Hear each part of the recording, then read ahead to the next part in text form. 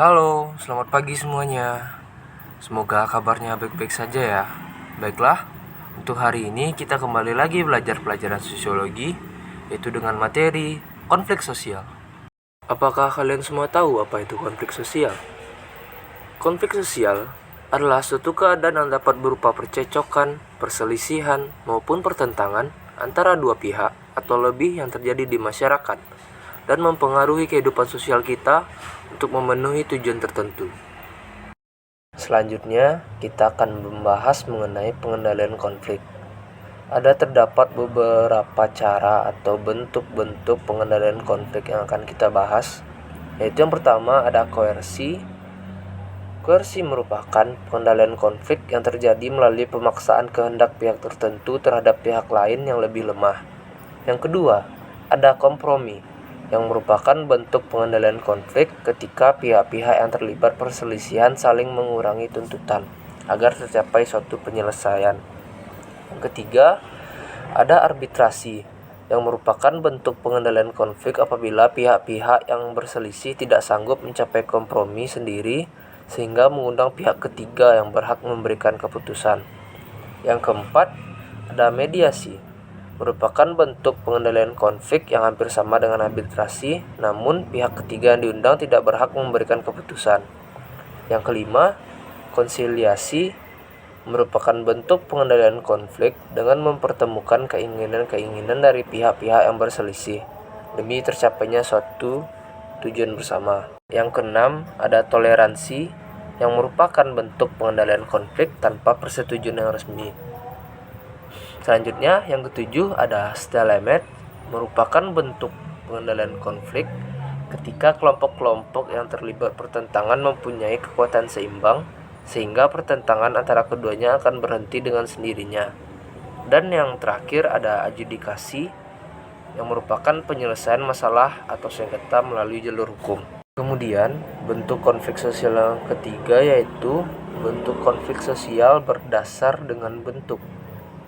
Terbagi menjadi dua. Yang pertama ada konflik realistis, yang merupakan konflik yang terjadi karena adanya rasa kekecewaan dari individu atau kelompok tentang perkiraan keuntungan atau tuntutan yang ada dalam sebuah lingkungan sosial. Contohnya, karyawan yang melakukan mogok bersama karena adanya ketidaksetujuan dengan pihak perusahaan mengenai sebuah kebijakan.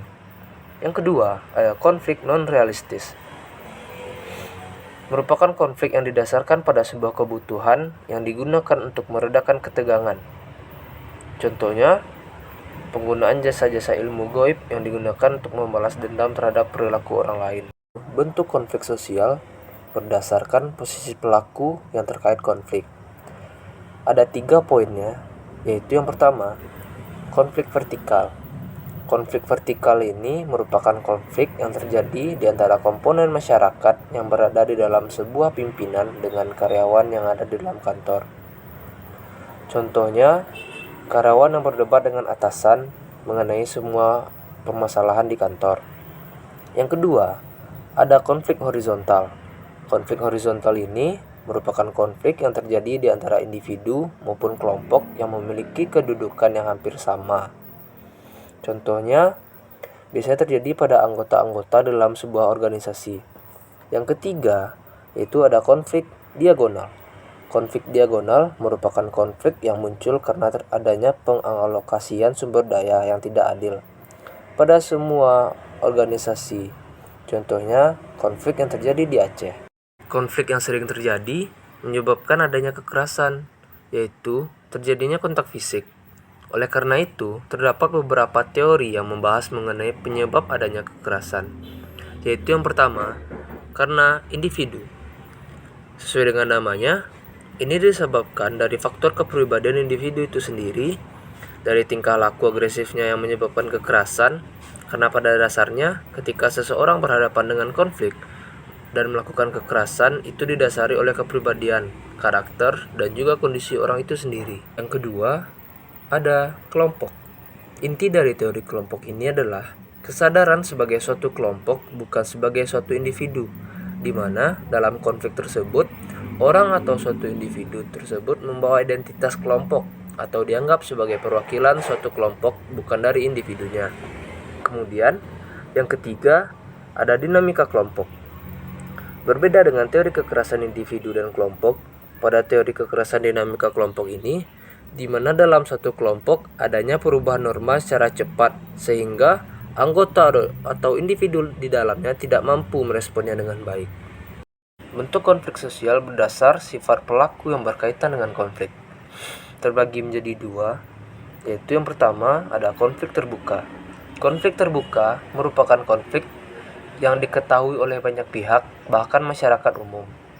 Contohnya, konflik yang sedang terjadi pada negara Israel dan Palestina. Kemudian yang kedua ada konflik tertutup. Konflik tertutup merupakan konflik yang terjadi dan hanya diketahui oleh beberapa pihak saja. Contohnya, konflik yang terjadi dalam keluarga. Baiklah, itulah materi yang telah kita bahas hari ini. Bapak harap anak-anak semua bisa memahaminya dengan baik. Terima kasih, sampai jumpa di pertemuan selanjutnya.